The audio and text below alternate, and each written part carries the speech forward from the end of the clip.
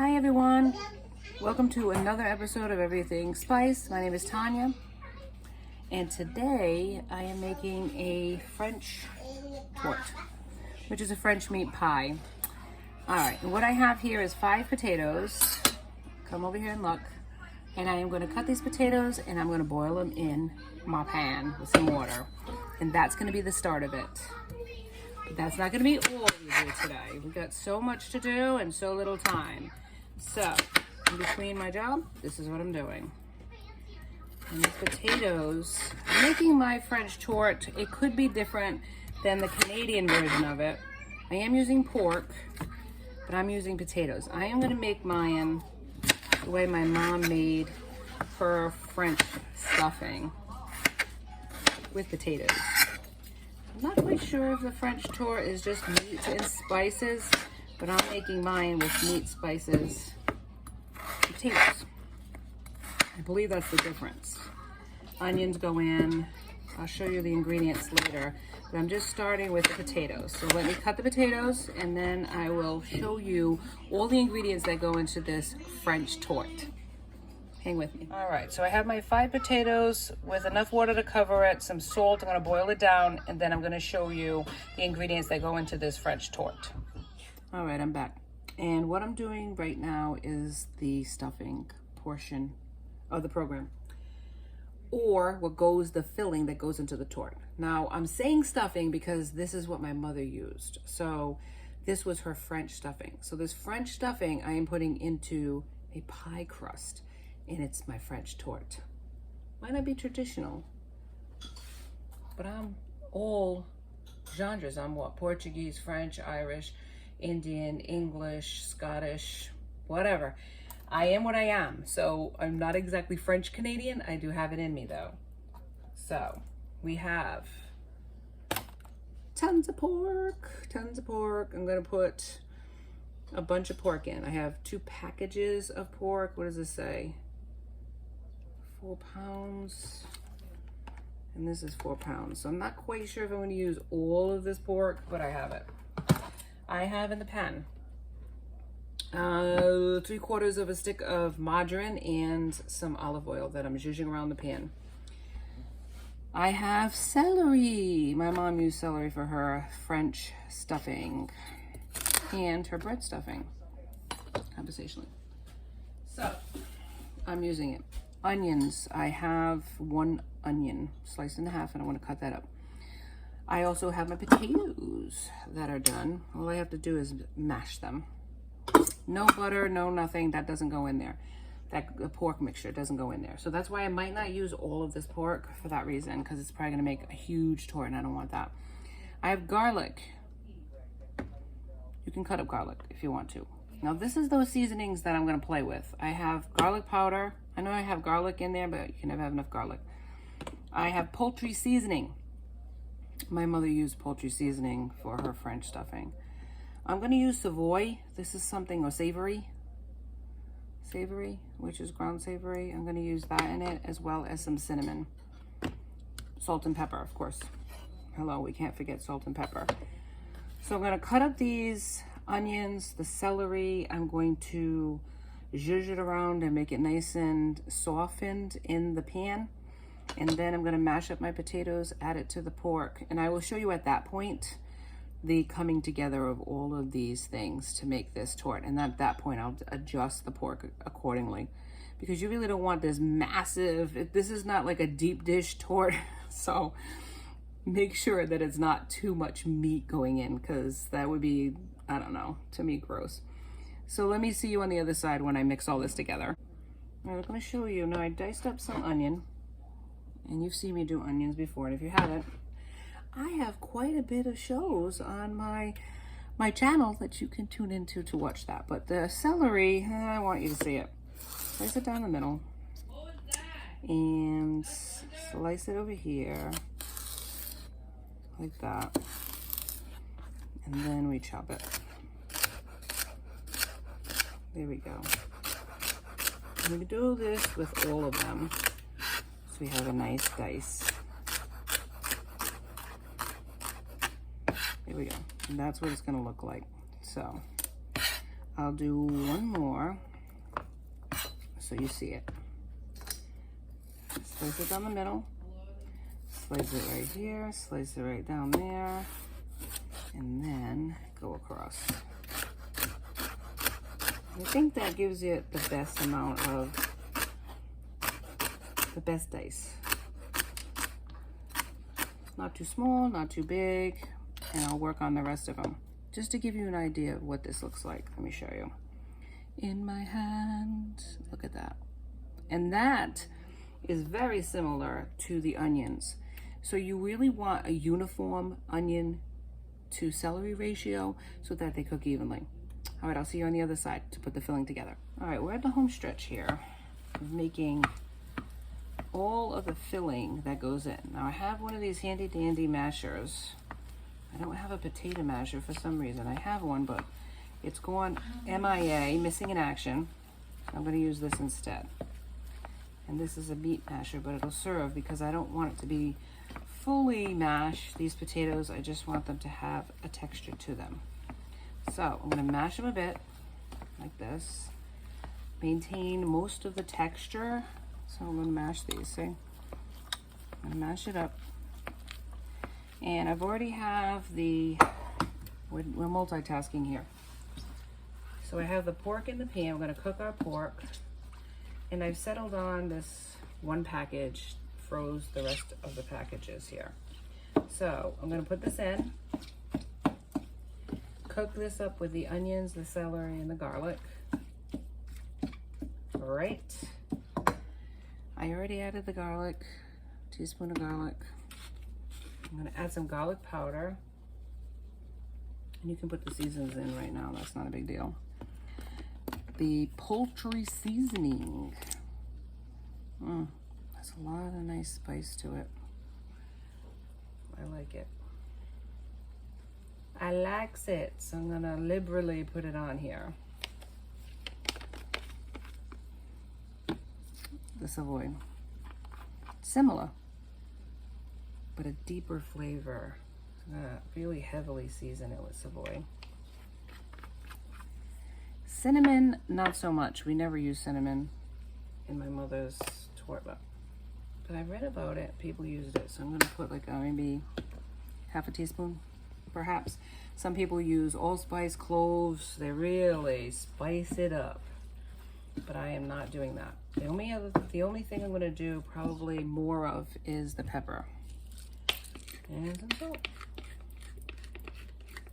But I might add, as an extra additive of seasoning, is the poultry seasoning. Heavily spice it with the poultry seasoning. Salt, gauge it, because potatoes need salt. You might have to add some salt additional, because these seasonings that I'm using do not have salt in them. They're not like the pre-made ones. They have like rosemary in them. They might have some thyme in them, stuff like that, but they don't have salt in them. So if you have potatoes, you don't want it to be bland either. And salt adds that extra oomph. Now, as I've always said to you in my other previous shows, check them out. I welcome you to watch all my shows. If you have an aversion to salt, then they have salt substitutes that you can use in its place.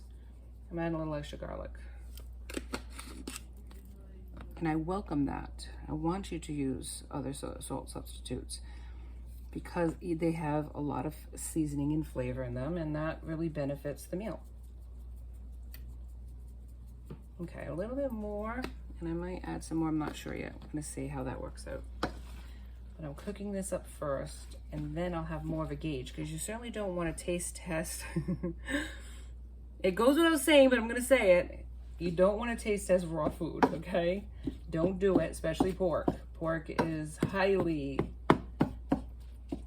contaminant if you don't cook it fully. You have to fully cook your pork, or you could get very sick. So do not taste test pork, please, in a raw state. You do have to taste test your food as a cook to make sure you have the right ratios of seasonings in it, but I would never recommend chicken, poultry, even beef, or really, without having it cooked first, because you could get very sick by that. So don't do it with pork especially. So I'm going to break this on up as I'm going along. Make sure that it's not has too many chunks of pork in there. And then I'm going to add my potato mixture. Here we go, potato mixture. Once it cools, because you don't want to put hot with cold. Maybe the potatoes have a little bit of residual heat and nothing bad will happen. I'll see what happens. But what I'm gonna do is mix the two together, and then I'll show you what it looks like when it's all mushed up. And then, I gotta hit my job soon. So I'll let this cool while I'm working and then come back tonight and put it together in a pie shell, my friends. Stick with me. It's French tort and everything's spice. All right, we are back. Now, see why we didn't use two? Because this is a lot of pork. So this is all what it looks like together, mashed together. Added a little bit more salt, pepper, Savoy, garlic, nothing else. I think it's perfectly seasoned. I did test it once it was cooked, and I'm gonna let this cool, go to work, and when I come home, put it in a pie shell. Join me on the other side. Welcome back. All right, we're at the home stretch here. I have 2 pie crusts, ready-made pie crusts. We are not making homemade for this. We are making a French tort, but I am not making my own crust for this. I am doing ready-made. Sometimes I do, sometimes I don't. It really just depends on the situation. Sometimes it's just easier to get it on the plate. It just worked. Just came home, and I am not making a homemade crust for this because this is going to be just as good with a ready-made crust. Of course, this one's kind of still not completely thought out, so it's going to give me a hard time. It's all right. It's all good. In the end, it will do what I ask it to do. Okay, pie crust in. Next. Had in the refrigerator my French meat pie filling. So I'm gonna put it in, gauge it as to how much of this I actually want in here versus how much will fit in here, right? Sometimes your eyes are bigger than your stomach, while your pie crust is smaller than the meat filling, and then you gotta gauge it. Sometimes this can be good for something totally different. Save the rest of it, use it for this. You don't want, as I mentioned, to put too much in. It's a meat pie. It's not a deep dish meat pie, it's just a meat pie. So what we'll do is save that other filling for another pie crust, which I guess I'm gonna end up making myself another pie crust because I only have one store-bought one. All right, in the end, I'm gonna, the pie crust is gonna win. I'm gonna have to make one for another meal. It's okay. All right, I'm gonna put some more in. So half and half goes in one, half goes in another. And the good thing is somebody is getting a French meat pie. Yay for you, whoever it is. Excellent. All right, and you really have to judge this. So I think that's good enough. It's even enough. Done. That'll go into another pie shell. Here we go. Roll it out. Slowly roll it out. And then cinch it in. Now, if it has any holes in it, it's going to create steam, and that's going to happen anyway. So never fear, never worry if it doesn't look perfect, right? Because if it doesn't look perfect, what do I always say? It's rustic. It's a country pie. And that's basically what it is, right? This French Canadian tort is a country pie. All right, so we're gonna roll all this around, making our crust, making our edges for the crust. And here we go. This is what we do. Let me show you over here a little bit more so you can see what I'm doing. I'm gonna take it, and you can do it like this. right? You see what I'm doing?